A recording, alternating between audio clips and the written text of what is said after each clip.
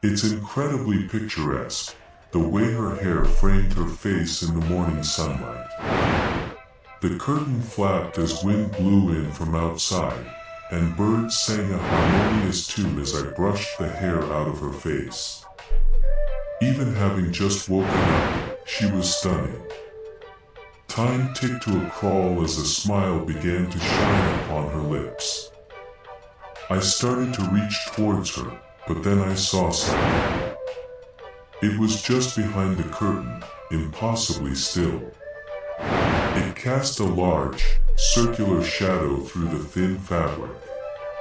I felt it was inches from the glass, its shadow nearly blotting out the sun.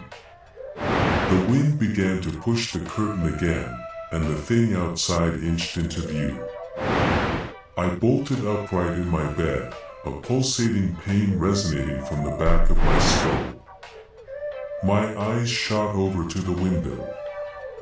The curtain was still, a dim yellow light seeping through its seams. Groaning, I snatched the bottle of ibuprofen off my nightstand, pushing empty cans out of the way in the process. I shook 2 of the pills onto my palm, downing them as I pulled myself off my bed. I trudged towards the window, pushing the dirty clothes that littered the floor aside with my foot. With my index finger, I moved the curtain to the side as sunlight began to spill into the room. My eyes strained as they adjusted to the harsh light. The dull gray blocks of the city outline pushed against the morning sun, cradling it against their harsh edges. I scanned my eyes across the parking lot in front of the apartment complex, and then I saw her. There she was, in all her ethereal beauty. Mia Costello, the woman of my dreams, was getting in her car as she headed to her morning shift. My heartbeat quickened as she began to drive away. Mia was an internet micro-celebrity who lived in my apartment building, just a few doors down from mine. She was also the love of my life. All her fans adored Mia, but none of them knew her as I did. I lived near her, and I could exist in her world. The first time we spoke, she picked up a piece of mail I had dropped.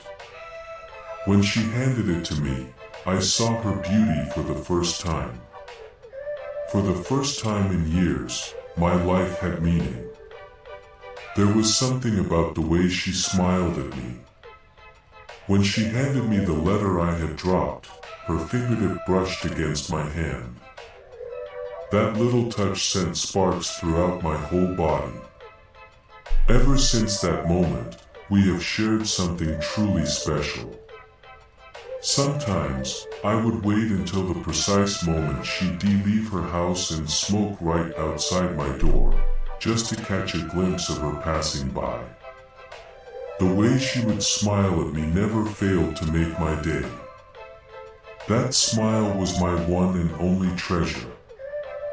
After watching her car disappear behind a building, I made my way over to my computer. I pushed the stained bowls and empty cups to the other side of the desk. I made sure to devote some time to her every day. Today was my day off, so I had more free time to give her. I'd spend hours scrolling through her social media pages, reading every comment. The people fawning over her used to upset me, but I've since come to my senses.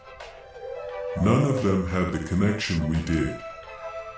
They didn't know her scent, her nightly routine, the way she carried herself when she thought I wasn't looking. All the things I learned from simply observing her, watching her. I couldn't keep my eyes off of her. After a while, I glanced at the clock in the bottom left corner of my monitor. I had let time slip my mind while I was busy with Mia. Most of the day had passed, and I found myself incredibly hungry. I pushed myself away from my desk, the cold metal of the chair's legs scraping against the hardwood floor. As I walked towards the kitchen, I glanced towards the window. The light spilled in from behind the curtain. It was faint and dimming, a blend of pink and purple hues. It reminded me of Mia. I made my way to the window, pulling the curtain back just enough so I could peer outside. Cars dotted the parking lot, and the sun was setting behind the city skyline. The forest in front of the apartment building rustled as the trees swayed gently in the evening wind. As I scanned my eyes across the base of the trees, I could be sworn I saw a long, tall figure. It looked like the trunk of a completely different tree that didn't fit in with the surrounding forest. I leaned closer against my window, my forehead lightly pressing against the glass. Then I blinked, and it was gone. I rubbed my eyes before taking a second glance. Nothing was there. Not much happened over the next few days. Sometimes when I came home from work, I'd see Mia. She was eternally beautiful, even when she was just going about her everyday life. I always made sure to smile and wave any time I saw her. When she would forget to close her curtains, I'd pass a glance into her apartment. It was the small things she'd do that made me love her. Most nights, when I watched the new videos she posted, I'd pause the video and stare into her eyes as she applied her mascara.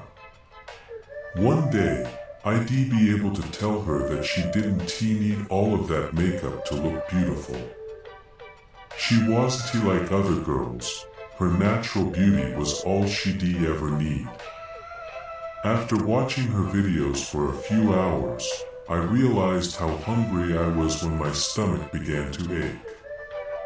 I got up and walked over to my fridge. There were a few cans of beer left, some loose ketchup packets, and a plate of cold spaghetti. I grabbed the plate and stuck it in the microwave. The light clicked off as it began to spin. As I stared into it, I noticed a slight reflection in the black mirror. I could see my pale face in that reflection. The bags under my eyes were deep, my hair greasy and tangled like a rat's nest. To avoid wallowing in self-hatred, I averted my eyes from the reflection of my face and instead looked at the mirrored reflection of my apartment. It was pretty open. I was never really comfortable with money. My eyes landed on something. My bedroom door was ajar. I squinted at it, trying to remember if I had or hadn't shut the door all the way. I don't know how I didn't notice it at first, but staring back at me through the crack was a gigantic eyeball, slightly obscured in the darkness. Before I could get a better look at it, beep, beep, beep. The light in the microwave clicked back on, and the reflection blinked out of sight. I quickly turned to face the door, and it was gone. My heart was racing, but my head quickly rationalized the situation. Despite that, the creeping feeling didn't disappear. I quickly ate my food, turned off what little lights were on, and headed to bed. Grabbing my door handle, I couldn't help but feel uneasy. I pushed that feeling deep down and opened the door. The room was empty. After scanning my barren room, I let out an unconscious sigh of relief. I didn't know what I expected, but I was glad that nothing seemed inherently off. I got in bed, set my phone to charge, and lay there in the dark. My room had no windows, so if the lights were off, it would be pitch black. It didn't take long to fall asleep, especially when thinking about Mia. Even the thought of her brought me enough comfort to lull me to sleep. My back began to ache, a feeling I knew all too well from when I lived on the streets. I was sleeping on the ground. I hesitantly opened my eyes. I was staring at the sky, an endless sea of blue with no clouds in sight. My hands felt the ground beneath me. It was bumpy, warm, and sticky. I swear I could almost feel it pulsating. I slowly sat up, and the most intense feeling of dread washed over me. It was a feeling I could never describe. The ground was an endless, stretching sheet of exposed flesh, like skin turned inside out. Lanky, flesh-like stalks grew out of the ground. They looked like trees stripped of their leaves and branches. A shallow, breathy wind made them sway slightly. I slowly got up, my clothes sticking to the tacky red substance that was oozing out of the flesh beneath me. It stuck to my feet as I walked towards one of the stalks with all the grace of a newborn deer. It was